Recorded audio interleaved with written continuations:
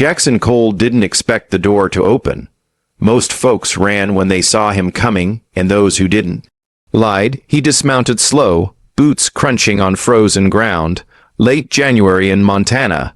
Territory meant wind that cut through wool and cold that made your bones ache. The cabin ahead looked like it had been fighting the weather for years and losing. Smoke struggled from the chimney. Snow dusted the sagging roof. A tin pot sat beneath a leak, half full of ice. Jackson knocked. Silence. He knocked again. The door cracked open just enough for 5 faces to peer out. Children, ages scattered from toddler to near grown. Their eyes were wide, wary, old before their time. Behind them stood a woman, Sarah Brennan, 28, hollow-eyed, holding a feverish infant against her shoulder. She didn't flinch when she saw him. She spoke first. "I know why you're here, my husband's debt. Give me until spring." Jackson pulled the folded papers from his coat. $800. 3 months overdue since Thomas Brennan died. The land was worth triple that, maybe more, if the railroad rumors were true. He studied her. No tears, no begging, just tired defiance. "I don't beg. Mr. Cole, I'm asking for time, nothing more." He noticed the details she probably hoped he wouldn't. The eldest boy, maybe 11, stood beside her like a sentry. The children wore patched clothes. No shoes indoors despite the cold. A single lamp burned low on the table. Out here, a man's word is his bond, but death don't pay debts. That's what his investors would say. That's what banker Kent would say. Jackson folded the papers back into his coat. He didn't answer. He mounted his horse and rode 50 yards before he stopped. He looked back. The children watched from the window, faces pressed against the glass. He turned away as snow began falling. His chest felt tight, a feeling he hadn't allowed himself in 5 years. 3 months until spring. He'd given harsher terms to better prospects, but he kept seeing those 5 faces. 3 days later, Jackson told himself he wouldn't go back. Then he loaded a wagon with flour, salt, pork, and medicine. Anyway, he arrived at the cabin mid-morning. The door opened before he knocked. Sarah stood there, arms crossed, chin up. "I don't take charity." Jackson gestured to the wagon. "Then work it off, mend fences, cook for my ranch hands during spring roundup. Fair wages against your debt." She studied him. Suspicion and desperation wared in her eyes. "I won't be alone with strangers." "Your call, the eldest boy, TJ." She called and stepped forward. "I'll come too. Mama ain't going anywhere without me." Jackson saw himself at 11, orphaned, young, protective, suspicious of every kindness. He'd survived by trusting no one. "Fair enough," he nodded. "Both of you, work starts Monday." Sarah's shoulders softened just a fraction. "We'll be ready that evening." Jackson sat in his study, reviewing ledgers when hoof-beat ats approached. Banker Warren Kent didn't wait to be invited in. "You visited the Brennan widow again." Kent poured himself whiskey without asking. "Folks are talking. Let them talk. Foreclose now, Jackson. That land borders the new railroad route worth 3 zeros, 0, maybe more. Sentiment won't pay your investors." Jackson set down his pen. "I'll handle my own accounts." Warren Kent leaned forward. "You're getting soft. A widow's tears ain't currency." He drained his glass. "The land don't lie, but men sure do when money's involved. Don't let a pretty face cost you a fortune." After Kent left, Jackson stood at the window. His ranch sprawled before him, profitable, prosperous, empty. He'd built an empire on other people's failures. He'd told himself it was just business. Maybe he'd just been a coward. The next morning, TJ arrived alone, leading a mule. The boy's jaw was set, shoulders squared like a man twice his age. "Mommy says we'll take the work, but I'm watching. You try anything and I won't." Jackson extended his hand. "You have my word." TJ hesitated, then shook. His grip was strong for a boy. Jackson saw the fear beneath the bravado. This child had already lost a father. He wouldn't lose his mother too. Let's get started, Jackson said. Everything was about to change. He knew it. He just didn't know how much. The storm hit at noon by nightfall. The world was white, and the three of them were alone. Mid-February brought the kind of blizzard that buried fences and froze livestock where they stood.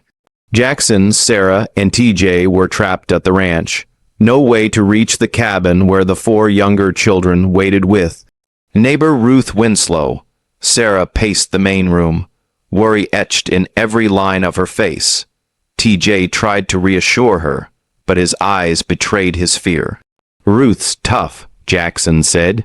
She's weathered worse storms than this. You don't know that. Sarah's voice was sharp with fear. Lily's been coughing. If she gets worse, then we ride out first light when the storm breaks. She nodded but didn't stop pacing. The second night, snow piled so high against the windows it blocked the light. They sat by the fire, the silence heavy with unspoken things. Why'd you become a debt collector? Sarah asked suddenly. Jackson stared into the flames. I wasn't always one. Started as a ranch, and saved everything. Bought land when others couldn't hold on. He paused. Built my fortune buying failed homesteads, foreclosing on families. Told myself it was just business, and now I think maybe I was just afraid. Afraid that if I let myself care about anyone, I'd lose them like I lost. He stopped. Sarah waited. My wife Margaret childbirth 5 years ago. His voice went flat. I buried her, then buried myself in ledgers. Numbers don't hurt you. Numbers don't die. Winter teaches you what matters. Spring shows you who stayed. His own father had said that once. Sarah's expression softened. Thomas gambled away our savings trying to pay medical bills for Lily. She was born too early. Doctors said she wouldn't make it, but she did. Her voice cracked. Thomas couldn't forgive himself. He died ashamed. I won't let his children remember him that way. Jackson looked at her fully for the first time. Not as a debtor, as a mirror, both widowed, both carrying guilt. Both surviving alone because it hurt less than risking connection. You ever lose someone you couldn't save? She asked. Every day. He said quietly. By dawn, the storm broke. They rode hard through snowdrifts, TJ clinging tight behind Jackson. When they reached the cabin, the door burst open. 4 children rushed out, crying with relief. Sarah dropped from her horse and gathered them in her arms, weeping. Jackson watched from his saddle. The ache in his chest returned sharper this time. His ranch was 3 times the size of this cabin. He owned more land than most men saw in a lifetime, but he'd never felt as poor as he did watching Sarah, surrounded by the only wealth that mattered. He turned his horse toward home, the empty home he'd returned to alone again. He came every evening after that, not to collect, just to fix what was broken. Late February melted into early March. Jackson repaired the cabin roof, chopped firewood until his shoulders etched, fixed the stove so it wouldn't smoke. He told himself he was protecting his investment, but when old Lily climbed into his lap during supper, he couldn't lie anymore. The children warmed to him. TJ asked about horsemanship. 7-year-old Emma showed him a bird's nest she'd found. 9-year-old Samuel asked if Jackson had ever seen a grizzly bear. Sarah watched, guarded but softening.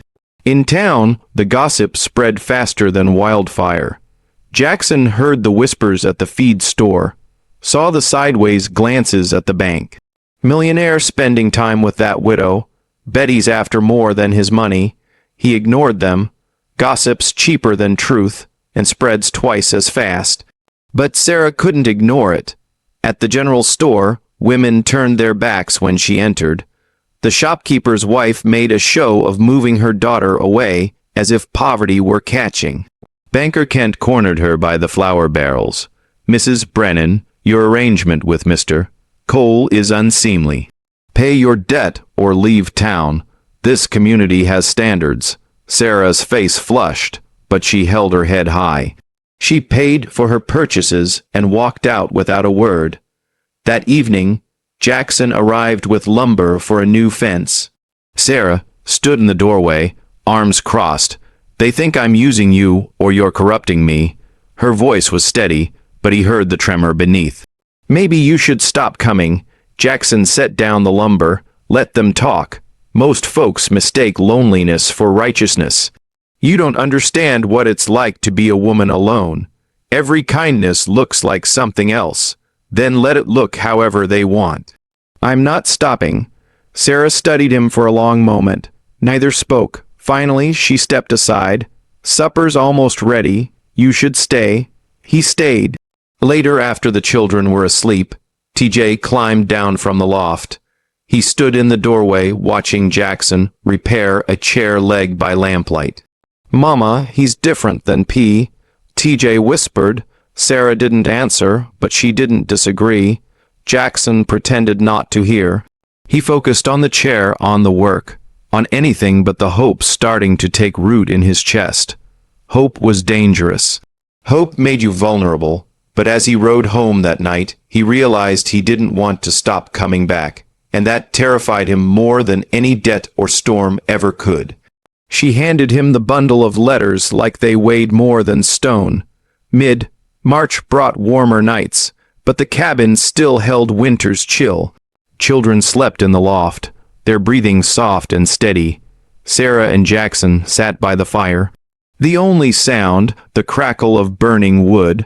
"Thomas wrote these before he died," Sarah said quietly. "He couldn't face me, so he wrote words he never said." Jackson took the bundle, tied with faded ribbon. His hands felt clumsy holding something so personal. "You don't have to read one," she said. "Please." He untied the ribbon, unfolded the first letter. The handwriting was rushed, desperate.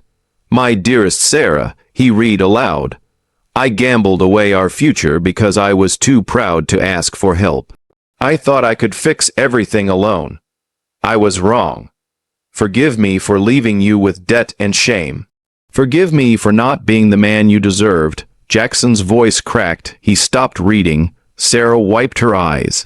He wrote 12 letters, never sent a single one. They sat in silence, the fire burning low. "I never told Margaret I was scared," Jackson said finally. "When the midwife said there were complications, I just stood there useless after she died. I kept thinking if I'd said something, maybe you couldn't have saved her." Sarah's voice was gentle, just like Thomas couldn't save himself. "But I could have told her I loved her one more time. She knew." Jackson looked at her. In the firelight, Sarah's face was soft, unguarded. For the first time since Margaret died, he didn't feel alone in his grief. He reached into his coat, pulled out the debt papers without a word. He tore them in half. "What are you doing?" Sarah's eyes went wide. "You don't owe me anything, Jackson. You've paid enough in work, in worry. I don't want your money." Sarah stood abruptly. "I can't accept that. I'll pay you honest. I just need time. Then pay me this way." He met her gaze. "Let me stay for supper. Let me help with the fence, the roof, whatever needs fixing. Let me be useful to someone again. A man can own 1,000 acres and still die alone if he never opens the door."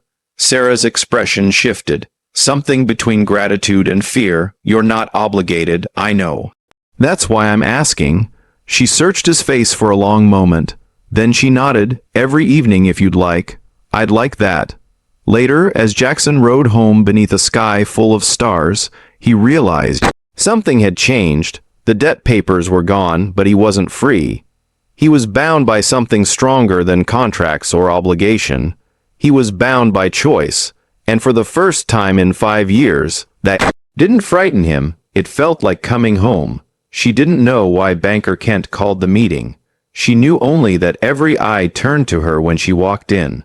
Late March brought mud and melting. snow, but the town hall felt colder than winter. Lamps cast harsh light across rows of wooden benches. The room was packed ranchers, shopkeepers, churchgoers, people Sarah had known her whole life. Now they looked at her like she was something dirty. Kent stood at the front, hands clasped behind his back like a preacher about to deliver judgment. "Thank you all for coming.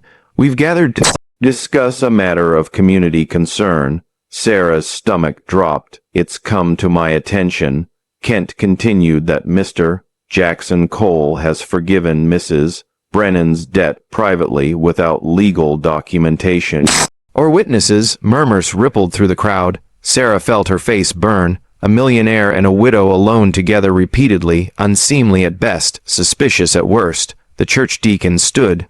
"Bible says to avoid the appearance of evil. This situation reeks of impropriety. She's corrupting a good man." A woman in the front row added, using her children to prey on his sympathies. Sarah scanned the room for Jackson. He stood near the back, face stony, jaw clenched, their eyes met. She willed him to speak, to defend her. To tell them the truth, he said nothing. Kent's voice rose. "Mrs. Brennan, for the good of this community and Mr. Cole's reputation, I suggest you take your children and relocate. We'll provide modest assistance, of course, but you cannot stay. This is my home." Sarah said, voice shaking, "My husband's buried here, my children. Your children would be better served elsewhere, away from distractions." The room nodded in agreement, a chorus of righteous judgment. Sarah looked at Jackson again, still silent, still frozen. Something inside her broke. Outside, the night air was sharp and clean. Sarah stood in the street, fists clenched, vision blurred with angry tears. Jackson emerged from the hall. He moved toward her like a man walking to the gallows. "Sarah, don't." Her voice was ice. "I thought you were different, but you're just like them, willing to watch someone fall to keep your hands clean. I have investors, business partners. If I publicly saw, then go back to your ledgers, Mr. Cole." She stepped closer, fury in every line of her body. "You tore up my debt, but you won't stand up for my name. What kind of man does that?" Jackson flinched. "I'm trying to protect yourself." "You're protecting yourself." Sarah's voice cracked. "We'll manage without you." "We always have." She turned and walked away. Jackson stood alone in the town square. Snow began falling again, light mocking flakes that melted the moment they touched ground. A coward dies 1,000 times. A brave man faces the mirror once. He'd faced debt collectors, outlaws, bankruptcy, and blizzards. But he couldn't face a room full of gossips. He watched Sarah disappear into darkness, the woman who'd shown him what courage looked like, who'd made him feel human again, and he'd abandoned her to save his reputation. Jackson mounted his horse and rode home. The ranch felt emptier than ever. He'd lost something tonight, something more valuable than land or money. He'd lost the only reason he had to keep living. He drank alone for 3 days. The whiskey didn't drown guilt, it just made it louder. Early April brought warmer days, but Jackson stayed inside. His ranch hands whispered among themselves, worried. The boss hadn't left his study since the town meeting. Jackson stared at the ledgers spread before him. Numbers used to make sense, numbers used to be enough. Now they just looked like lies. On the 4th morning, hoof-beat hats approached. Jackson didn't move from his chair. The door opened without invitation. Ruth Winslow, 80 years old and tough as saddle leather, stood in the doorway. She'd been the Brennans' neighbor, the woman who'd watched the children during the blizzard. She looked at Jackson with eyes that had seen everything twice. "You done feeling sorry for yourself?" Jackson didn't answer. Ruth walked in, pulled up a chair, sat down hard. "Boy, your money built walls. That woman and her children showed you a door. You going to walk through or die rich and alone? They'll destroy my business." Your business," Ruth snorted. "You'll build another one, you always do, but you won't get another chance at this. You don't understand. I understand plenty. Courage ain't the absence of fear, son. It's choosing right when wrong is easier." She stood. "That widow's out there trying to raise 5 children alone because you were too scared to speak up. You can live with that if you want, but don't pretend it's noble."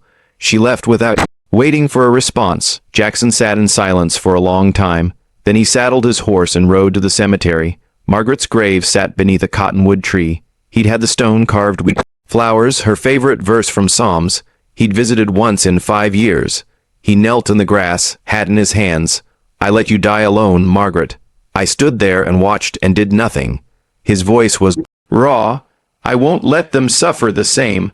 I won't stand by again." The wind moved through the cottonwood leaves, soft as a whisper. Jackson closed his eyes. "I'm sorry I hid. I won't hide anymore."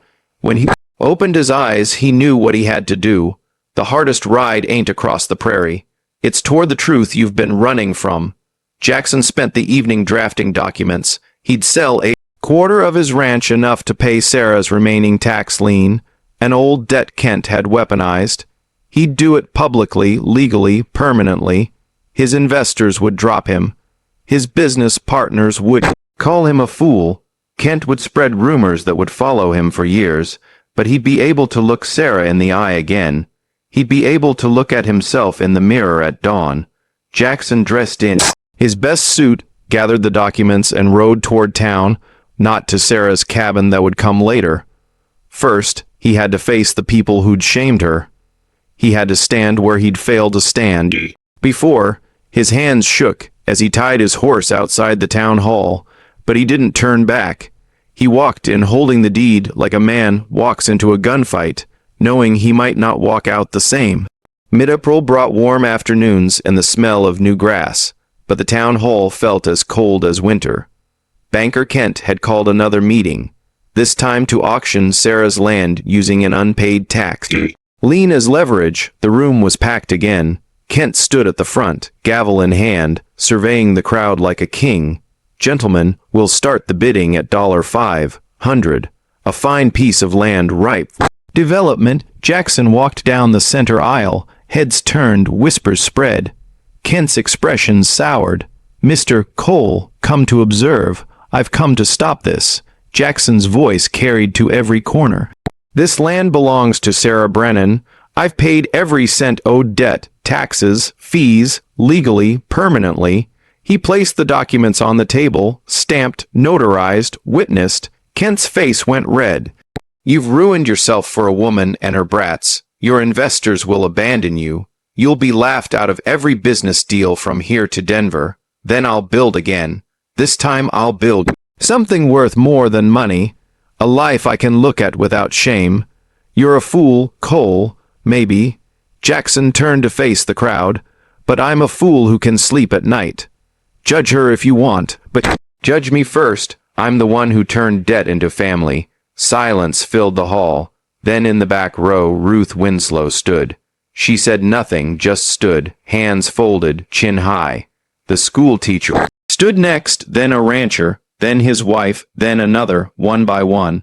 People rose, not everyone, but enough. Kent's face twisted with fury. "This is absurd. This meeting is over," Jackson said quietly. He gathered the documents. "Sarah Brennan's land is hers. Anyone who says otherwise answers to me." He walked out, spine straight, heart pounding. Outside, Sarah stood by a wagon. Children clustered around her. She'd heard the commotion.